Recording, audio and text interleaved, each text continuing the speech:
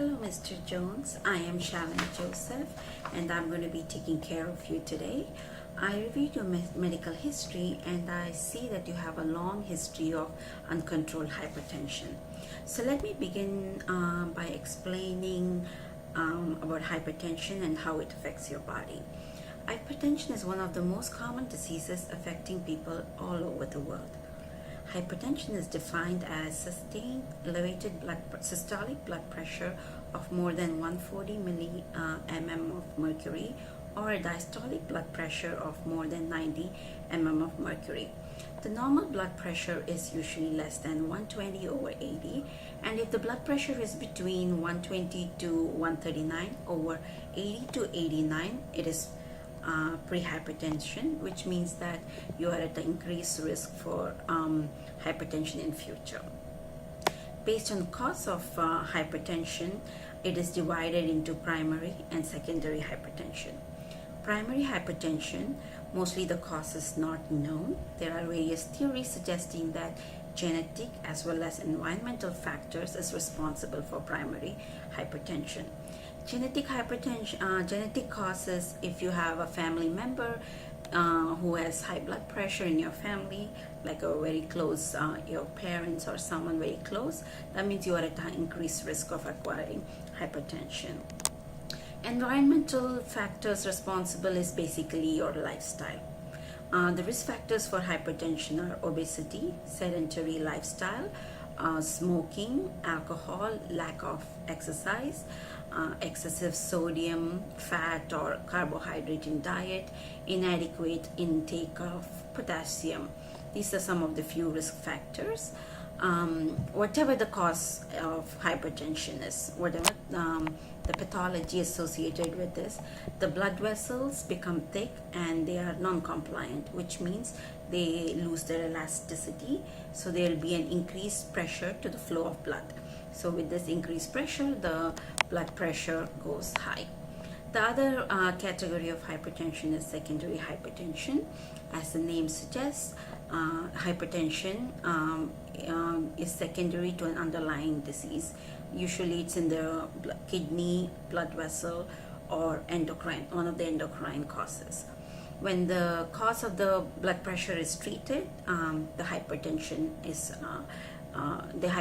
can be reversed in case of secondary hypertension.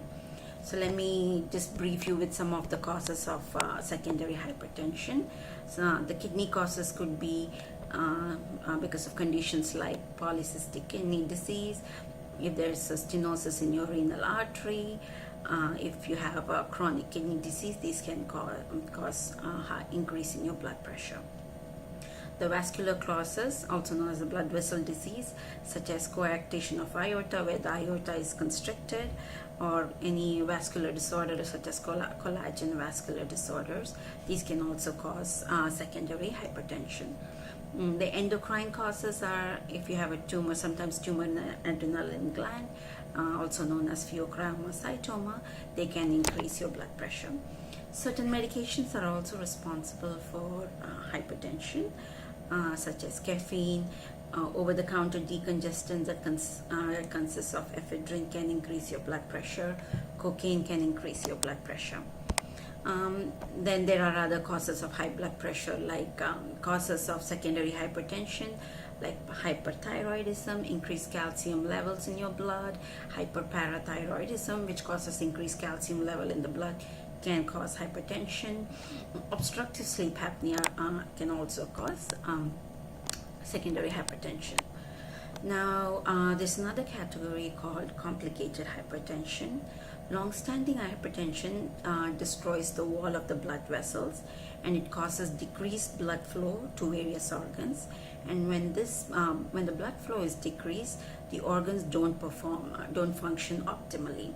The most common organs affected by high blood pressure are kidneys, eyes, blood vessels in the extremity, in your lower extremity mostly, and brain.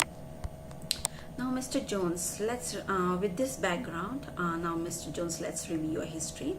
As you mentioned, you have a long history of uncontrolled hypertension and family history of both parents died of hypertension.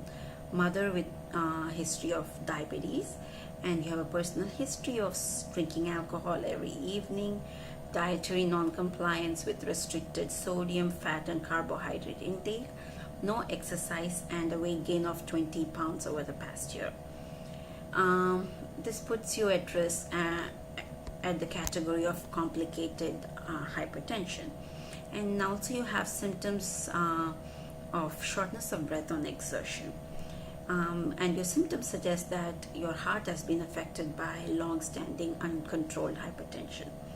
Let me explain to you the way hypertension affects your heart. Since there is an increased pressure in the arteries, the heart has to do additional work to maintain blood flow to your body, and along with it, there's a decreased blood flow to the muscles of your heart. So the heart is not functioning optimally. At rest, since the body's demand for oxygen is less, you do not feel any symptoms. But when you are exerting yourself, like climbing the stairs, your heart is not able to meet the demands of the oxygen demand, which is why you have symptoms of shortness of breath. It is not too late to effectively control blood pressure, and which can halt the further progression of the heart disease. And it not only decreases the complications of the disease, but also improve your quality of life.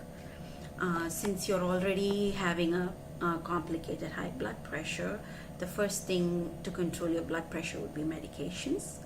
You have to take your medications regularly and at the set time. You cannot stop it abruptly, which can cause uncontrolled hypertension if you stop it suddenly.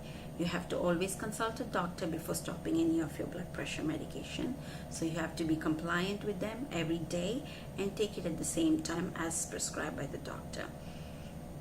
And in order for the medication to be effective, sodium restriction is a must. So you'll have optimal blood pressure control.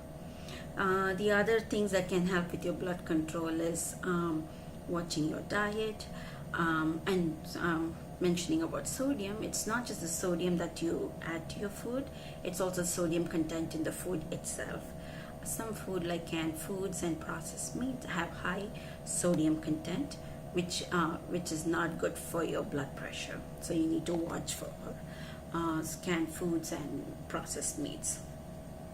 And the other way is, since you already mentioned you gained weight, losing weight will drastically also bring your blood pressure down, which could be healthy eating and exercise regularly. You could just begin by start exercising 3 times a week. Maybe brisk walk will help you.